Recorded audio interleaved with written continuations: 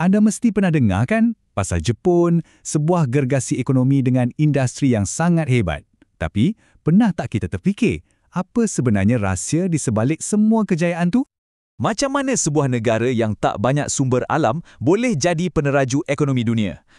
Jawapannya bukan terletak pada apa yang mereka ada, tapi pada cara mereka bekerja. Etika kerja mereka ni memang unik dan sangat-sangat mantap. Jom kita bongkar satu persatu.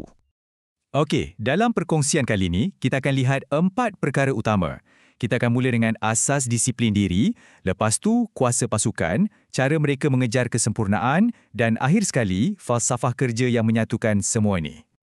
Baiklah, kita mulakan dengan yang pertama, asas disiplin diri. Kenapa? Sebab semuanya bermula dari sini, dari setiap seorang pekerja itu sendiri.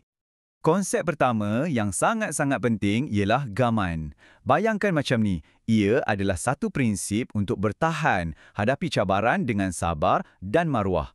Tak ada nak mengeluh, tak ada nak drama, walau apapun tekanan yang datang, kena hadap dengan tenang. Inilah asas kekuatan profesional mereka. Selain tu, ada Jikan Kenshu. Ini pasal ketepatan masa. Tapi bukan sekadar on time. Bagi mereka, datang 10-15 minit awal tu biasa. Kalau lambat 5 minit pun dah dikira tak hormat. Sebabnya, menepati masa tu adalah cara mereka tunjukkan rasa hormat pada masa orang lain. Sangat ringkas tapi sangat mendalam.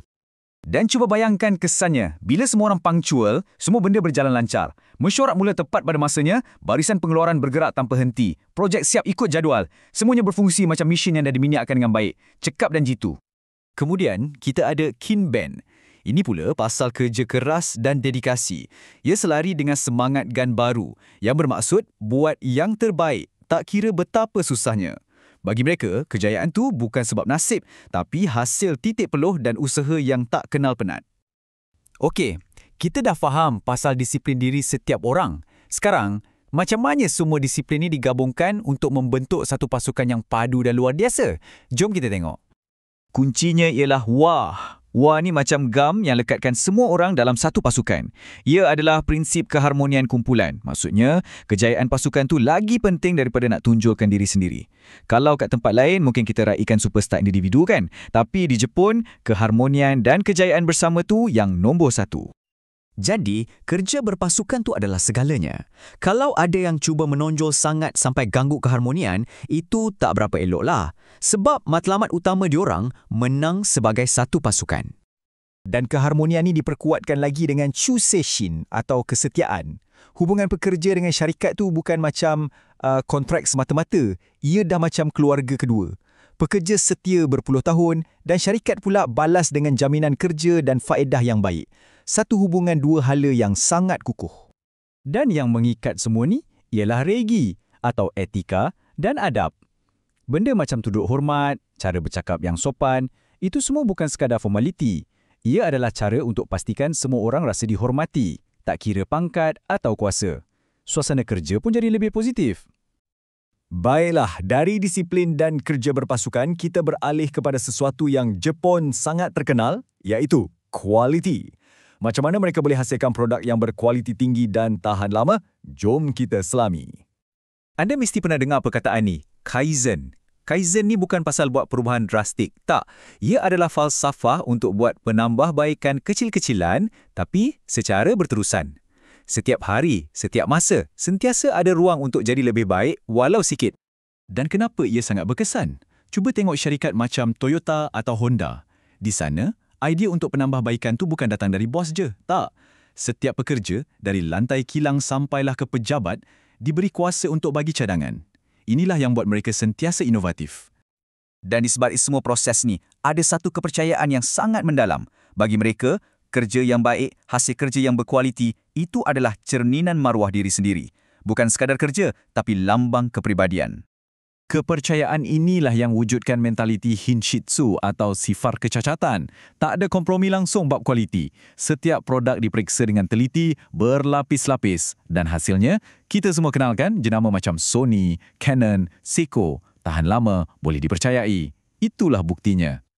Jadi, macam mana nak pastikan semua ni berjalan? Salah satu cara praktikalnya ialah melalui sistem 5S. Seri, Seiton, Seiso, Seiketsu, Shitsuke.